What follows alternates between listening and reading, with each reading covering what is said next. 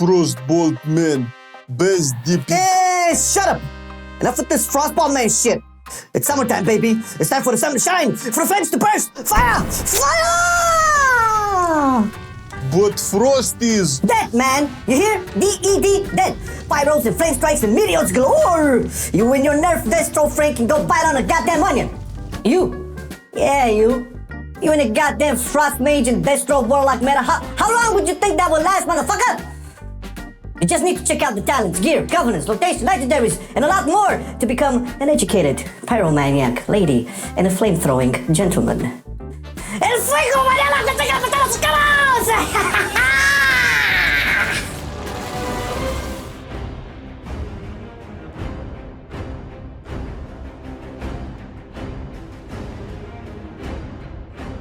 Before we touch on the talents, make sure to check our Patreon page with the link down below. If you like our content and you want to see more of this class guides or opinion pieces or TLFs and even streams and pretty much everything we do WoW related on Marcelian Online, we are basically supported by our loving patrons and you can be one of them.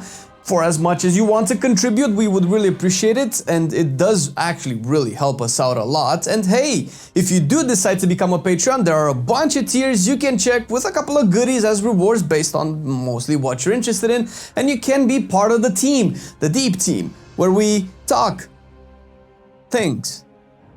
Thank you for considering to supporting our channel and everything that we do. Now let's check the talents. On the first row, with no differences from past patches, you will take Searing Touch for all situations. This will put you on the execute list as your Scorch will hit harder and always crit when hitting a low HP target. This option shines more when the execute phases are longer or when bosses start with low HP, but will also advantage you in dungeons when sniping mobs. If by any chance that boss will stay up at close to full HP more, you can swap to Fire Starter. This is a niche pick that will make your Fireball or Pyroblast be a guaranteed crit and will shine more on boss fights like the Sylvanas from the last raid or Anduin when lots of high HP priority targets that take extra damage appear on the field. It is also good when you have to hold on to your combustion on the pool. On the next row, Shimmer still holds the crown for the best all-around pick. It will add another blink charge to your toolkit and it won't interrupt your spellcast when used. This will synergize very well with some conduits and will help you when you have to hardcast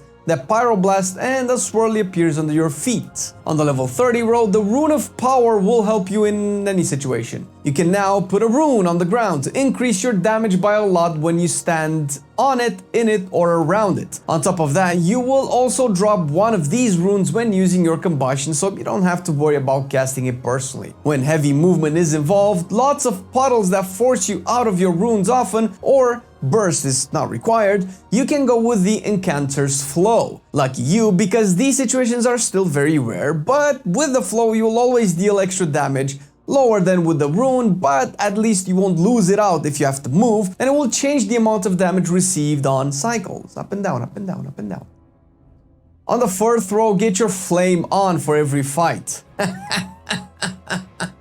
Me on will give you one extra charge of Fire Blast as the good guy that I am, and will also reduce your Fire Blast cooldown, smoothing your rotation like a baby's behind. On the utility row, running faster with frenetic speed has demonstrated that running is the best thing to do everywhere you go. With it, you will be rewarded with a short movement increase every time you use Scorch. In dungeons, if needed, you can swap to Ring of Frost. This will summon one AoE incapacitator that will slow all targets when the incapacitation expires. Perfect when those pesky theater mobs cannot stay in one goddamn place. Damn it! On the I want to be single target or AoE focused row, take Conflagration and bosses will fear you. When facing up to 3 targets, this will be a good pick as well, making your Fireball leave an extra dot on your target, and that dot, or your Ignite, will have a small chance to flare up and deal damage to nearby enemies. If the 3 targets are stationary, you can swap to Flame Patch. Now you will have a reason to cry every time the tank kites the mob out of your flame strikes. But if that doesn't happen, your AoE will be godlike. The last option can be used when you want to deal decent AoE while using your hot streaks for Pyroblast, but it's a niche pick and is almost never used. Finally, on the last row, again you will have a choice, and you will want Pyroclasm for most single target fights, and you don't need burst windows more often. Now, when you consume your hot streak, you will have a chance to make your next non-instant Pyroblast deal a bunch of extra damage. It will also have 2 charges. In AoE, and when you need faster burst windows, take Kindling. With it, your Fireball, Pyroblast, and Phoenix Flames crits will reduce the cooldown of your combustion. This will be perfect when you need combustion more often to burst down different things or meet that DPS requirement.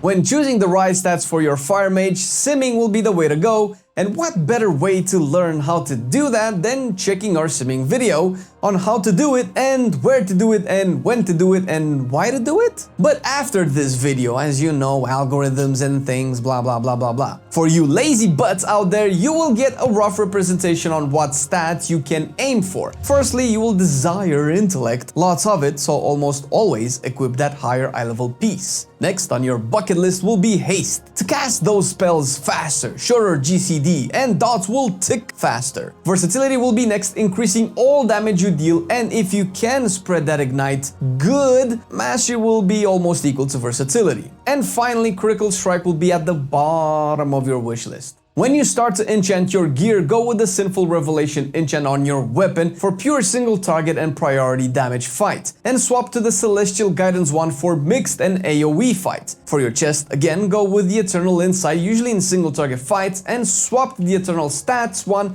in AoE or high level content. And attach that Heavy Desolate Armor kit to your chest so you will resist more. On your cloak, the Fortified Avoidance enchant will help you take less damage from those non-direct damage spells, but if that is not an issue, you can swap to the Fortified Leech one, especially in raids. Don't forget that Eternal Intellect enchant on your bracers, cause much smart is better. Fill those sockets with a quick jewel cluster for a little more haste, and use the 10 out of haste enchant for the rings for more added extra surplus haste. The flask of choice, as for almost all other classes, this expansion will be the Flask of Power, for the extra intellect it will give. It's good for all classes, by the way, all specs, Flask of Power is the best. The only potion of choice will be the Potion of Spectral Intellect, so your burst windows will hit even harder. And oil that staff or other weapons good with the Shadow Core oil, as it will be the only way for you to deal extra damage. Minimal damage, but extra damage. The food of choice will be the Feast of Gluttonous Hedonism for the extra enough smart it provides, or switch to the Tenebrous Crone Roast aspect for a little more fast, if the feast is nowhere to be found.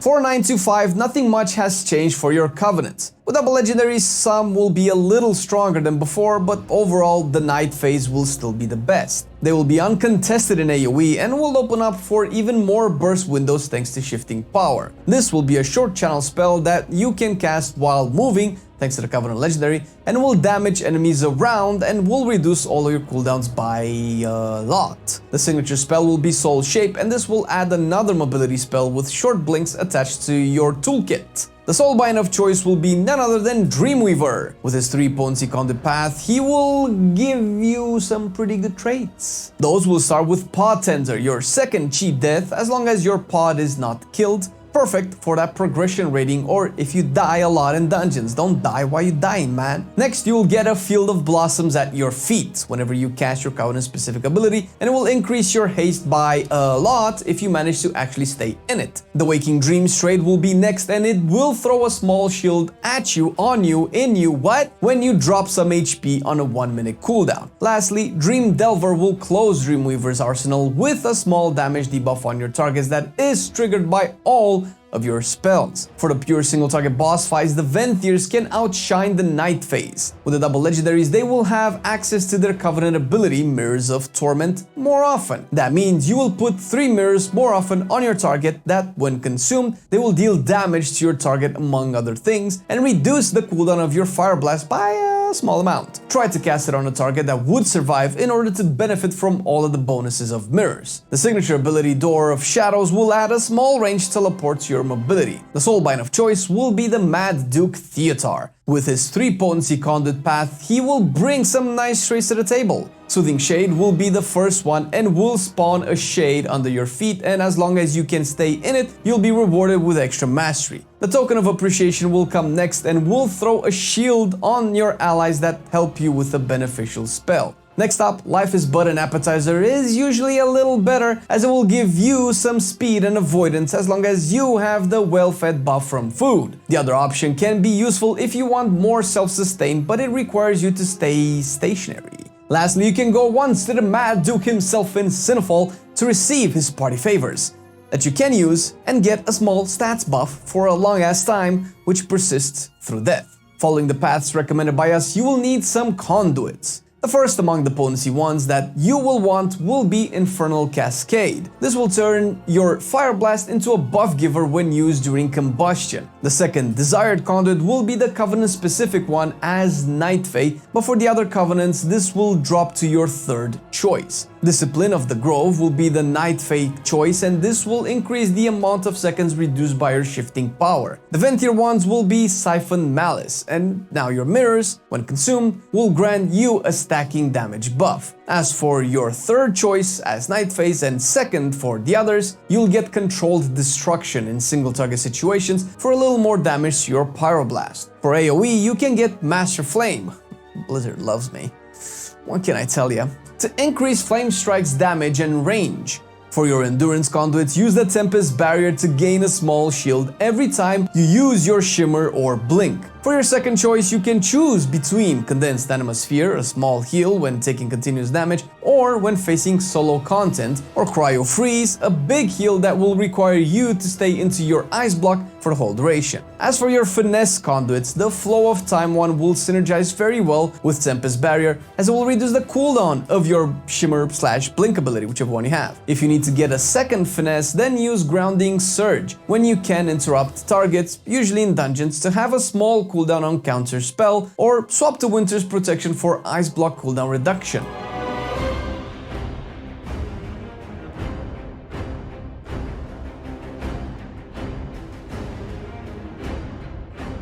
In your Trinket slots, you will usually prefer one on-use to go with combustion and one passive. For the on-use ones, mainly in raids or on long fights, use the first Sigil from the Pantheon boss. This piece will give you a big verse buff, but on a very long cooldown. On a much shorter cooldown, a good alternative to the Sigil will be the Grim Eclipse Trinket from Rigolon. A little harder to get, but it also comes with a higher style level, so more intellect with a neat haste buff. From the dungeons, you can get the Inscrutable Quantum Device from the other side. This is a powerful alternative, and you only need to take care not to receive the wrong buff from it. On the passive side of the story, the Unbound Changeling from the Mist dungeon will be a must-have. It is very versatile with the buff it can give, depending on what food you eat, and it can even give 3 stat buffs at once if you are lucky in one day. As an alternative, the Elegy of the Eternals, again from the Pantheon boss, is a better version of Titanic Ocular Gland from the last raid that will give you a bunch of your highest stat rating and share some of it with your allies in your party that have the same covenant as you. As an alternative to this, you can get the Celia Secret Technique from Celia's Gambit. With this trinket, you will need an ally to use it on and get their highest stat, sharing some of it with them as well.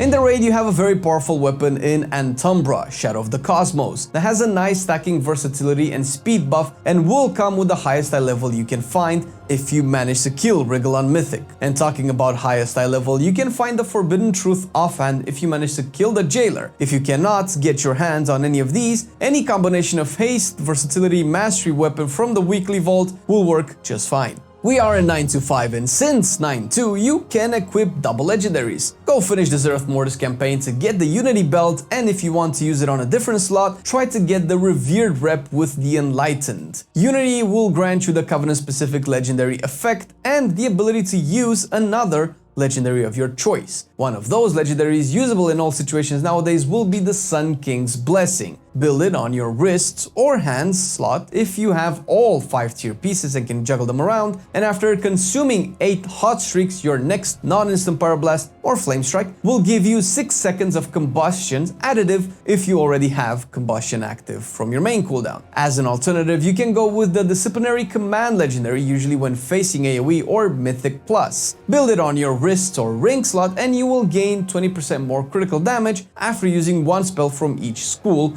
Fire, Frost, and Arcane. Tier sets are back, and as a fire mage you are in the win bucket, as your tier set will be very powerful. Your 2-set bonus will increase the duration of your combustion by 4 seconds, allowing you to use the Sun King's Blessing even during combustion. As for your 2-set bonus, while combustion is up, your Fire Blast and Phoenix Flames will recharge 50% faster, meaning you won't have to be that strict with entering with full Phoenix and Fire Blast charges into your cooldown window.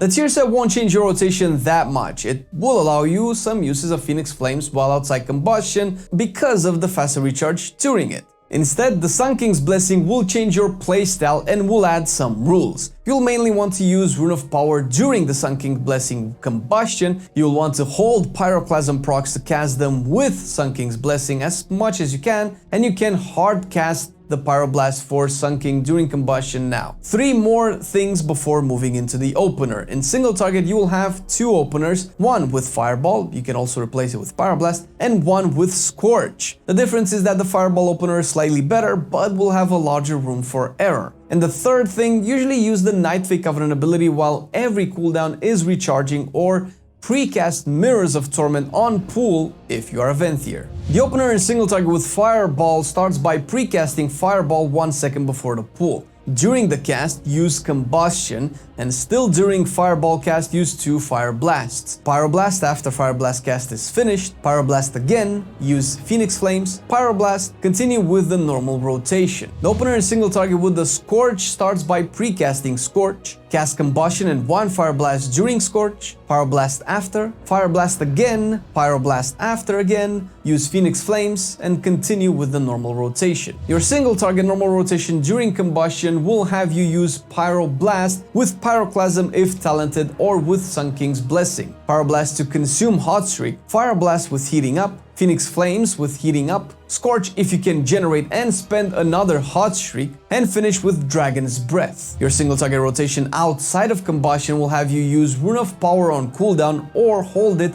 for Sun King's Blessing if you have it equipped. Use Shifting Power with everything on cooldown, hard cast Pyroblast with Pyroclasm if talented or Sun King's Blessings, Phoenix Flames if you are about to cap on charges, cast Fire Blast if you are about to cap on charges, Pyroblast with Hot Streak and try to time it after a Fireball, Fire Blast if you are heating up, Scorch when the target is under 30% and Searing Touch is talented, and Fireball to generate heating up. Your multi-target opener will have you pre-cast Flame Strike. During the cast, use Combustion and cast 2 Fire Blasts. Cast the instant Flame Strike, use Fire Blast next, Phoenix Flames after, instant Flame Strike, cast Shifting Power, 2 Fire Blasts during Shifting Power, Flame Strike after channel finishes, 2 more Phoenix Flames, Dragon's Breath as combustion finishes. For your multi-target priority, use Rune of Power when the one from combustion has just finished, combustion on cooldown, Shifting Power when all of them are on cooldown, Flame Strike to consume Hot Streaks, hard cast Pyroblast if Sun King's Blessing is procced, cast Phoenix Flames or Fire Blast to get to Hot Streak,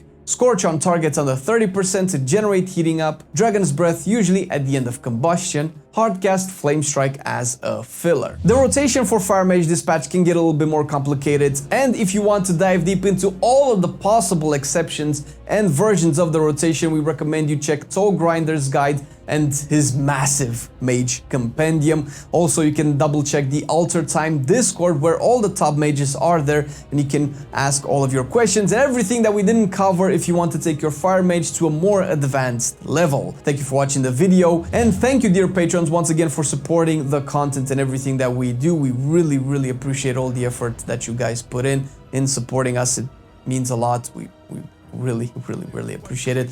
And if you, the viewer, want to support us even more and you want to see more of this content, guides, opinion pieces, news pieces, TLFs, streams, and everything that we do, check the link down below to our Patreon page. Thank you for watching the video. See you next time.